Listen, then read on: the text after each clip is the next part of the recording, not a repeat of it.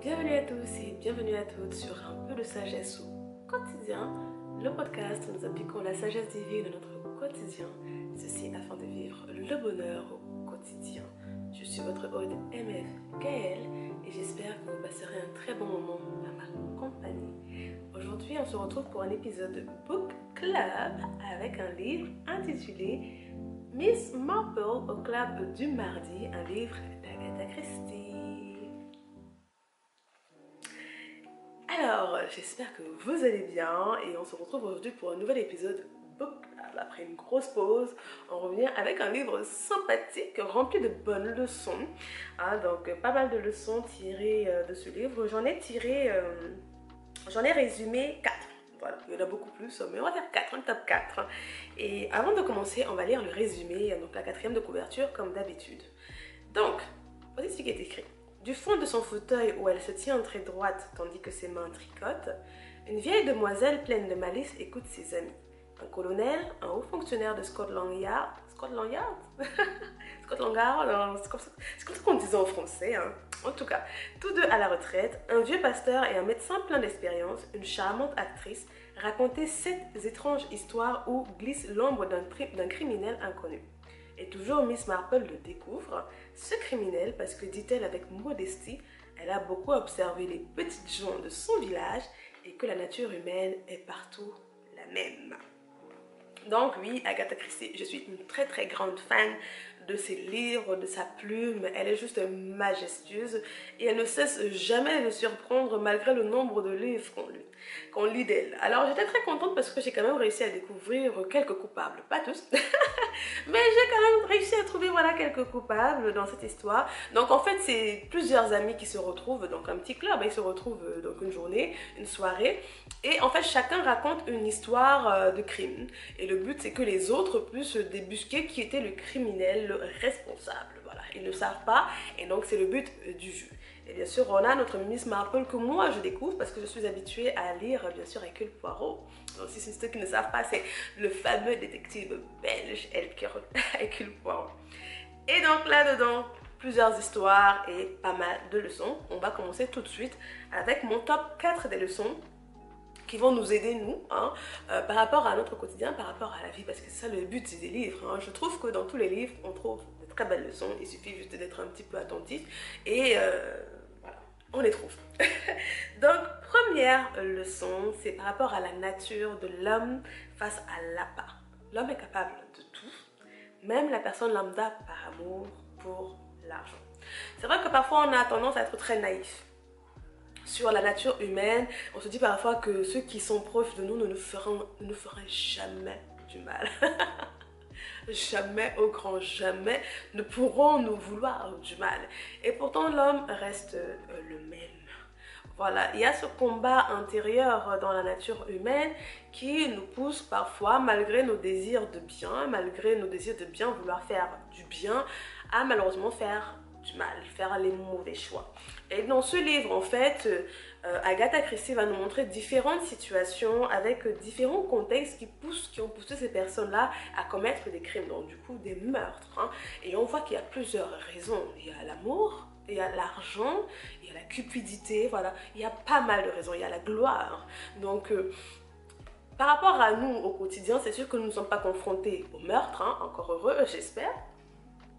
Mais on peut se retrouver face à certaines trahisons, on peut se retrouver face à certaines problématiques au travail. Nous travaillons, nous sommes en contact avec des êtres humains, en famille, on voit beaucoup de drames familiaux et on se pose la question, mais comment cela peut être possible? Comment des frères et sœurs peuvent se déchirer autant, peuvent aller même jusqu'à s'entretuer? Oui, parce qu'il y a beaucoup d'histoires où, voilà. Et dernièrement, avec l'actualité, pour ceux qui aiment le monde du football, même nous qui ne sommes pas forcément dans le monde du football, on a entendu parler de l'histoire fratricide, pas fratricide, mais l'histoire de famille du joueur de football Paul Pogba. Quelle est la raison?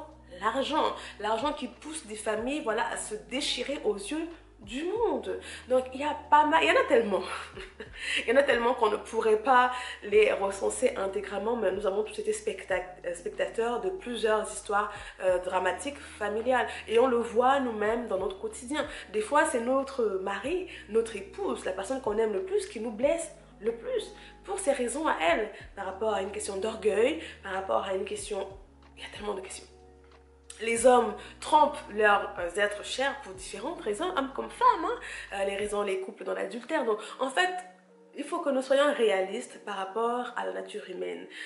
Les gens peuvent nous aimer et parfois pousser par quelques raisonnements qu'ils auraient pu avoir, quelques situations qu'ils auraient pu traverser, à nous faire du mal, à nous voler. Oui, à nous voler. Les gens ont toujours des raisonnements, ils ont toujours des excuses, ils ont toujours des raisons. On va parler en tant qu'Africaine, je ne sais pas. Vous avez peut-être entendu souvent parler des personnes qui envoient de l'argent, voilà, les personnes de la diaspora qui envoient de l'argent en Afrique pour construire quelque chose, mettre en place des business, mettre en place des entreprises. Et quand ils reviennent mettre en place, construire des maisons, et quand ils reviennent plus tard, ils se rendent compte qu'ils ont été arnaqués par qui? Par leurs propres parents parfois, leurs propres frères et sœurs, leurs propres oncles, leurs propres tantes, leurs propres mères. Face à l'argent, la nature humaine est très délicate. Face aux besoins, la nature humaine est très délicate et il faut que nous le comprenions pour pouvoir appréhender au mieux nos relations au travail. Quand vous arrivez au travail, vous vous demandez mais comment cette personne-là peut faire cela? Elle a ses propres blessures, elle a ses propres raisons, mais la nature humaine est ainsi faite et il faut que nous le comprenions. Il faut que nous puissions le regarder. Même à l'église, parfois les gens ont du mal à comprendre mais comment cela... Non, l'homme. L'homme est ainsi fait face à ses désirs. Des fois, il y a des difficultés à se refuser quelque chose et parfois on est poussé jusqu'à bout, on est poussé à commettre l'irréparable. Donc soyons moins naïfs, j'ai envie de dire, et gardons les yeux bien ouverts par rapport à la réalité humaine. Ça ne veut pas dire que tout le monde va vous trahir, mais des fois, voilà, ça ne me surprend plus. Voilà, ça ne me surprend plus certaines choses parce que je comprends tout simplement que l'homme, face aux besoins, face au manque, face à différentes circonstances, face au luxe, la luxure, hein, face à l'obsession du glamour, des applaudissements, de la reconnaissance, les gens sont prêts à aller très loin. Et donc, voilà, c'est la première leçon parce que il faut que nous nous rappelions cela. Et ça va nous éviter, je trouve... certaines peines et ça va nous aider aussi à être beaucoup plus compréhensifs. Voilà. Première leçon, la nature humaine, hein, voilà. Très complexe. L'homme est capable de tout. Tout le monde. Tout le monde. Je dis jamais, tout le monde. Il faut juste demander, voilà, si vous êtes chrétien, la grâce de Dieu. Si vous croyez en Dieu, voilà, on prie pour la grâce, pour vraiment ne pas tomber dans certains travers, mais tout le monde est capable des pires atrocités. On le voit, les prêtres, on le voit, les pasteurs, on voit les imams, on voit tout le monde. Ces personnes que nous allons considérer comme étant des personnes notamment spirituelles, nos propres parents, voilà, même notre propre mère, celle qui nous a poussés au monde, est capable, dans certaines circonstances, parfois, peut abuser de vous. On voit tellement de choses. Donc soyons réalistes par rapport à cela et compréhensifs, si on peut le dire ainsi. Et je pense que ça nous évitera, voilà, certaines peines, certaines douleurs. Ne donnons pas l'occasion, voilà, à certaines personnes de tomber, comme on peut souvent dire en jargon chrétien. Il y a certaines personnes qui sont très sensibles, voilà, à tout ce qui est luxueux. Et c'est pour ça que souvent en Afrique on dit de ne pas trop exposer tout ce qu'on a parce que vous pouvez pousser des personnes à vous égorger. Bon, c'est un autre sujet. Donc voilà, c'était la première leçon, la nature humaine face à l'appât. L'homme est capable de tout. Deuxième leçon, apprendre à couvrir l'autre, conseiller mais sans s'exposer. À un moment donné, voilà, je ne vais pas spoiler, il y a un moment où voilà, Miss Marple découvre quelque chose et au lieu de l'exposer vis-à-vis de tout le monde qui était là, donc elle découvre quelque chose par rapport à quelqu'un et au lieu de l'exposer devant tout le monde qui était là, elle conseille la personne indirectement, un petit peu en mode, en langage scripté, mais l'autre l'a bien reçu le message et a pu voilà, abandonner ou voilà, s'écarter de ce qu'elle voulait faire, mais ça me donne une bonne leçon parce que parfois, aujourd'hui surtout, dans ce monde où on dit tout ce qu'on pense, voilà, il y a certains qui disent au nom de je dis ce qui est, voilà, je dis la vérité telle qu'elle est et tout. De nombreuses personnes sont tout simplement irrespectueux et détruisent des vies, voilà, détruisent des confiances en soi. Donc on peut conseiller sans exposer les gens. Vous pouvez avoir vu des choses, hein, voilà, vous pouvez avoir vu des choses, mais vous pouvez faire, comment dire ça, vous pouvez aider une personne sans l'exposer aux yeux de tous, sans voilà la mettre sur la place publique par rapport à ce qu'elle a pu faire de mal, par rapport à ses propres fautes, on peut le faire. Et du coup, c'est une des premières leçons et c'est très important de se le rappeler parce qu'aujourd'hui on voit tellement de choses, c'est dramatique avec les réseaux sociaux, on a tendance à tout exposer, à surexposer et le problème c'est qu'on ne voit pas souvent la limite. Voilà, on ne voit plus la limite, tout est tellement mélangé, le virtuel et le réel, on ne voit plus la limite par rapport à ce qu'on peut exposer et ce qu'on peut garder. Donc apprenons-nous à couvrir les autres, voilà. On peut couvrir sans tolérer, sans accepter, sans valider l'acte de l'autre, mais on peut ne pas l'exposer à tout le monde. On peut ne pas ruiner sa réputation auprès des autres. Ce n'est pas notre position à nous. On peut conseiller une amie, conseiller une personne en arrière, mais sans l'exposer aux yeux de tous. Apprenons vraiment à être un peu plus sensible par rapport aux autres. On aimerait aussi avoir cet acte de compassion là. J'en ai déjà parlé dans plusieurs épisodes, hein, notamment par rapport aux amitiés, voilà, le fait qu'il y a des moments où voilà, on va tout simplement voilà, se séparer, hein, ou par rapport aux mauvaises habitudes, quand je parlais des leçons que j'ai appris avec ma grand-mère, le fait que certains comportements pouvaient être des destructeurs de relations. Donc je mettrai également en lien si tu ne l'as pas écouté, donc tu pourras l'écouter là aussi. Je te partage 5 leçons que j'ai apprises suite au décès de ma grand-mère l'année dernière, je crois, voilà, l'année dernière ou l'année d'avant, je ne sais plus exactement. Mais voilà, c'était 5 leçons très profondes, donc je te mettrai l'épisode en lien. Mais voilà, apprenons à couvrir les autres et à ne pas être de celles qui exposent et qui détruisent les réputations des gens, qui détruisent des vies, qui détruisent des confiances en soi. Donc ça c'est la deuxième leçon. Troisième leçon que j'ai pu tirer, c'est ne partagez pas vos secrets si vous n'êtes pas prêt à les entendre dehors. Voilà. Oui. Vous savez, on a toujours ces personnes en qui on a totalement confiance par rapport au fait qu'ils garderont nos secrets jusqu'à la tombe. Sauf que, comme je disais précédemment, l'homme n'est pas infaillible. Voilà, il n'y a que Dieu qui gardera nos secrets, voilà, jusqu'à... Et encore, il est libre de faire ce qu'il veut avec. C'est pour notre bien. Mais voilà, il faut qu'on comprenne que l'homme n'est pas infaillible. On n'est pas infaillible. Et ça nous est arrivé qu'on nous dise des secrets et qu'on le raconte à quelqu'un d'autre. Alors qu'on était censé ne pas raconter à personne. Mais nous, on a notre personne de confiance. Et cette personne de confiance-là a aussi quelqu'un de confiance. Donc, si tu n'es pas prêt à entendre ton histoire dehors, tais-toi. Voilà, vraiment, garde-le pour toi. Parce que tu vas la raconter à quelqu'un et un jour, la personne peut bien la garder. Mais le jour où vous vous embrouillez sous l'accès d'une colère, la bouche se délie. Et tout ce que tu as raconté est dehors. Est dehors. Comment t'as vu? Bien sûr, après, la personne, elle regrette. Mais c'est déjà fait, le mal est fait. Donc, parfois... on est bien avec les gens, on va leur raconter des choses, mais demain, on peut ne pas être bien. On l'a vu tant de fois. Quand les relations étaient bien, les secrets étaient gardés. Et quand les relations ne sont plus bien, les secrets ne sont plus là. Alors, donc du coup, il y a une phrase qu'elle a dit, une citation que j'ai beaucoup aimée. Elle m'a dit, je ne le ferais pas si j'étais à votre place, ma chère. Ne vous mettez jamais entre les mains d'une autre femme, même si vous estimez qu'elle est votre amie à ce moment-là. Voilà. Mais ça parle pour tout. Si vraiment, il faut qu'on garde ça. C'est vraiment une notion à garder en tête. C'est-à-dire qu'au moment où je veux partager quelque chose, il faut que je sois prête à me dire que je peux l'entendre demain. Ça ne veut pas dire que je vais tirer mes oreilles pour m'attendre à ce que l'autre me trahisse. Non, pas forcément. Ça ne veut pas dire que l'autre va vous trahir, mais de partager que ce que vous êtes prêt à voir exposé. Sinon, gardez-le pour vous jusqu'à la fin. Donc ça, c'est la troisième leçon que j'ai pu tirer de ce livre.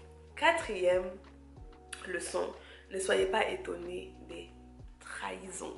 Voilà, donc c'est un petit peu en lien avec la nature humaine de l'homme, la nature de l'homme, hein, qui est malheureusement face à la part, face au gain, face voilà, à tant de choses, à l'orgueil, à la gloire, tellement faible. Eh bien, ne soyez pas étonnés des trahisons, comme je dis. L'homme est bien faible face à ses propres désirs à lui, parce que l'homme est fondamentalement égoïste, hein. Mais voilà, certaines situations peuvent pousser les autres à nous trahir. Rien n'excuse une trahison, hein, mais bon, la vie nous montre à tant et tant de reprises que ce n'est pas si anodin, ce n'est pas si... comment on va dire ça? Ça arrive bien plus souvent qu'on ne le voudrait. Donc ne soyons pas étonnés. L'homme est ainsi fait. L'homme est ainsi fait. Donc faisons attention déjà de 1 à nos relations. Et oui, aucune relation également n'est sûre à 100%. Mais ça ne veut pas dire qu'on ne va pas rentrer dans de nouvelles amitiés ou nous marier ou vivre avec quelqu'un. Mais sachons-le. Soyons-en conscients, voilà. Soyons-en conscients. Ça ne fait pas moins mal, mais je trouve que être réaliste vis-à-vis de ce qu'est l'homme, hein, vis-à-vis de comment est le cœur de l'homme, parce qu'il y a une parole de sagesse qui dit qui peut connaître le cœur de l'homme. Il est tellement tortueux, parce que là-dedans, c'est de nombreuses trahisons. Voilà, les différentes histoires de meurtre, c'est des trahisons. Voilà, quand on regarde les raisons, les personnes qui ont été tuées, les relations avec les assassins, voilà, en général, hein, c'est toujours une personne qui était très proche. Hein, dans les thrillers, dans tout ce qui est policier, l'assassin est toujours en général à côté. Hein, il est toujours à côté, sauf bien sûr quand il y a des tueurs en série. Mais voilà, dans les crimes comme ça, souvent, c'est souvent à côté. Et on le voit très bien. Il y a quelques temps, il y avait quelques années, non, quelques temps on va dire, il y avait beaucoup d'histoires d'empoisonnement au Cameroun. C'est-à-dire qu'il y avait beaucoup de personnes qui partaient au Cameroun et malheureusement qui décédaient. Hein, des personnes qui sont parties de la diaspora, d'Europe, d'Amérique et tout, qui sont parties en vacances dans leur pays et ne seront jamais revenues. Pourquoi? Elles ont été empoisonnées. Qui a mis le poison? En général, c'était l'ami. La personne très à côté, avec qui ils étaient en train de boire, en train de manger. En général, la personne qui expose vos secrets à côté, c'est qui? C'est une amie, c'est une personne proche. Donc, ne soyons pas étonnés des trahisons. Donc voilà pour nous les 4 leçons que moi j'ai pu tirer de Miss Marple au club du mardi. Donc si on peut faire un petit résumé des leçons que je t'ai partagées aujourd'hui, je t'ai parlé par rapport à la nature humaine qui était voilà château-branlante face à la part, face au gain, face à la gloire, face à l'argent. L'homme est capable de tout. J'ai partagé en fait la deuxième leçon, c'était apprendre à couvrir l'autre, voilà, à le corriger, le conseiller même, mais sans l'exposer, à ne pas ternir la réputation des autres. On peut lui dire ses vérités à une personne, à une amie, sans détruire sa réputation. La troisième leçon, c'était ne partager vos secrets si et uniquement si vous êtes prêt à les entendre dehors. Ce que tu n'es pas prêt à entendre dehors, garde-le pour toi jusqu'à la fin. Et la quatrième leçon, c'était ne pas être étonné des trahisons, du coup, qui étaient en lien avec la première leçon. Donc, voilà pour nous pour aujourd'hui. Tu retrouveras bien évidemment l'article en lien avec cet épisode sur evenhouseedition.com, donc n'hésite pas à y faire un tour. Dis-moi si tu avais déjà lu Miss Marple au club du mardi. Hein. J'aimerais bien savoir ce que tu en as pensé. Si ce n'est pas le cas, bah, dis-moi, est-ce que tu le liras? Est-ce qu'il t'intéresse? Il est très intéressant. 4 histoires. Ce n'est pas 4 histoires, je crois qu'il y en a plusieurs. Mais une plume d'Agatha Christie, toujours sublime. Dis-moi ce que tu as pensé des leçons. Est-ce que c'est intéressant pour toi? Est-ce que voilà, tu as déjà eu à subir ce genre de choses? Là, en général, beaucoup d'entre nous avons déjà eu à vivre des situations similaires, peut-être pas extrêmes au point du meurtre, hein. Mais voilà, on a eu à vivre des choses assez difficiles avec des personnes qui nous étaient proches, hein, qui nous avaient en confiance, à qui nous aurions pu jurer qu'elles ne nous feraient jamais de mal. Ainsi est faite la nature humaine. Maintenant, on apprend et on va de l'avant. Tu retrouveras donc la vidéo en lien avec cet épisode sur YouTube, sur la chaîne YouTube Un peu de sagesse au quotidien. Donc n'hésite pas à t'y abonner, à liker, à laisser des commentaires. Voilà, tu connais un petit peu l'histoire. J'ai une deuxième chaîne YouTube qui s'appelle The Bang Life par MF Gaël, hein, où je te partage tout ce qui est productivité, mindset, donc psychologie également, organisation et tout ce qui est vlog sur du slow life, slow living, profiter de la vie. Et de la culture, Donc n'hésite pas à aller faire un tour sur cette chaîne là et je te dis à la prochaine fois. D'ici là, porte-toi bien et prends soin de toi. Que Dieu